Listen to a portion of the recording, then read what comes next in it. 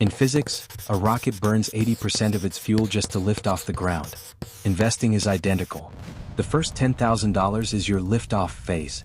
At this stage, your returns, dividends, and capital gains are negligible. You cannot rely on the market to make you rich yet. You must rely on your savings rate. This is the grind. The goal here isn't passive income, it is purely capital accumulation. You are fighting financial gravity, and it requires brute force, not magic. James Clear talks about the plateau of latent potential. When you have $1,000 invested, a 10% market rally gives you $100. It feels insignificant. It doesn't pay a bill, it doesn't buy a meal. This is where 90% of beginners quit. They feel the pain of discipline without the reward of wealth. You must understand that this boring phase is a filter. It filters out those who want get-rich-quick schemes from those building generational wealth. Below $10,000, your portfolio grows linearly strictly by what you deposit. Above $10,000, the math shifts. A 10% return is now $1,000. That is a tangible amount. Suddenly, your money is working almost as hard as you are. This is the first glimpse of financial velocity. Your effort stays the same, but the result multiplies by 10x. With a small account, dividends are pennies. You might earn 50 cents a quarter. It feels pointless. But once you cross $10,000, your dividends start buying entire shares of stock on their own. This is the double compound. You aren't just earning interest on your principal. Your interest is now earning interest. The system becomes self-sustaining. When you have $500, you cannot properly diversify without over-diluting your gains or getting eaten by fees. At $10,000, you unlock access to broader strategies. You can properly allocate into different sectors: tech, healthcare, real estate, or specific ETFs without fractional share limitations. You move from saving to portfolio management. There is a massive psychological shift that happens at 5 figures. When you have $10,000 on the line, you stop treating the stock market like a casino and start treating it like a business.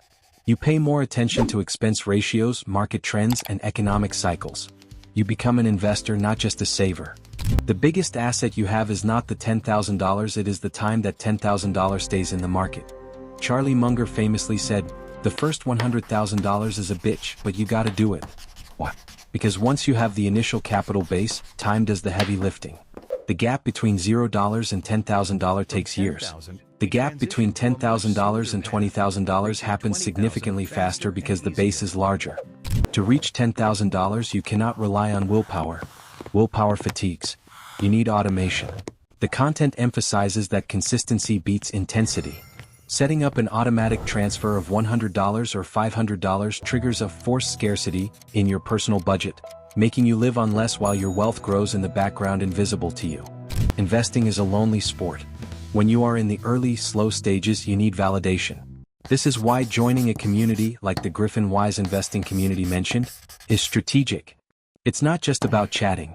It's about observing others who are 2 steps ahead of you. Seeing someone else cross the $10,000. Once you pass $10,000, you are no longer pushing the snowball up the hill. It has started to roll down the other side. The resistance disappears. Your net worth begins to detach from your labor. This is the ultimate goal.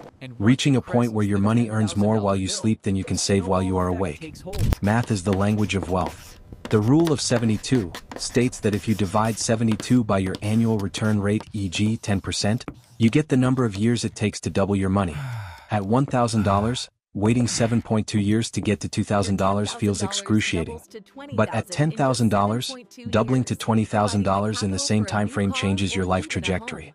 You must understand this rule to visualize the finish line before you even start the race. Amateurs look at gross returns, professionals look at net returns. Earning $1,000 in dividends is great, but not if the government takes 30% of it. As your account grows past $10,000, asset location becomes critical. This means knowing where to put your assets, holding high-growth stocks in tax-free accounts and stable bonds in taxable accounts. This simple structural change can boost your effective wealth by 15 to 20% over a lifetime without earning a penny more in the market. George Soros famously said, "If investing is entertaining, if you're having fun, you're probably not making any money." Good investing should be boring. It is watching paint dry. If you are constantly checking your app for a dopamine hit, you are gambling, not investing. The transition from $10,000 to $100,000 requires you to fall in love with the boredom of consistency rather than the thrill of speculation. The math of loss is brutal. If your $10,000 portfolio drops 50% to $5,000, you don't need a 50% gain to get back to even, you need a 100% gain. This is why protecting your downside is just as important as chasing upside. As your capital grows, your strategy must shift from aggressive accumulation to risk management. You cannot afford to lose the capital that took you years to build. As you get older and earn more, the temptation to upgrade your lifestyle is overwhelming. This is called lifestyle creep. The most dangerous number in finance isn't your investment return, it's your savings rate. If you get a raise and spend it all, your wealth velocity stays zero. The advanced move is to bank the raise, sending 100% of new income directly to your investment account before you ever see it. In your early years, your most valuable asset isn't your stock portfolio, it's you.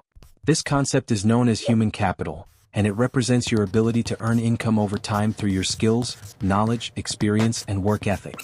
When you're just starting out and your investment portfolio is small, especially under $10,000, your future earning power matters far more than short-term market returns. At this stage of life, obsessing over picking the perfect stock or timing the market often delivers limited results. Even a great 10% annual return on a $5,000 portfolio only gives you $500 in a year. That's helpful, but it's not life-changing. What is life-changing is increasing your income. When your earning potential rises, everything else becomes easier. Saving more, investing more, and achieving financial freedom faster. This is why investing in yourself often produces the highest return on investment early on. Learning high-demand skills, earning certifications, or taking targeted courses can dramatically increase your income. For example, a $1,000 course that helps you land a promotion or switch to a higher-paying role and boost your salary by $5,000 per year delivers a 500% return in the first year alone, and that return continues every year after. No stock index, not even the S&P 500, can reliably compete with that kind of ROI. Human capital investments also compound in ways financial assets cannot. New skills open doors to better opportunities, stronger professional networks, and greater job security. They give you leverage in salary negotiations and flexibility in your career. Over time, these advantages stack on top of each other, leading to exponential growth in income and confidence. This doesn't mean you should ignore investing entirely. Building the habit of saving and investing early is important. But your priority should be clear. Maximize your earning power first. Think of your career as the engine and your investments as the fuel. A small fuel tank can't go far without a strong engine. In short, when your portfolio is small, the smartest investment is often in yourself. Strengthen your human capital, increase your income, and your financial portfolio will grow much faster as a result. Markets crash. It's not a question of if but when. Every investor eventually experiences sharp drops, sudden corrections, and periods of fear. If you invest a lump sum of $10,000 today and the market falls 20% tomorrow, your account instantly shows a $2,000 loss.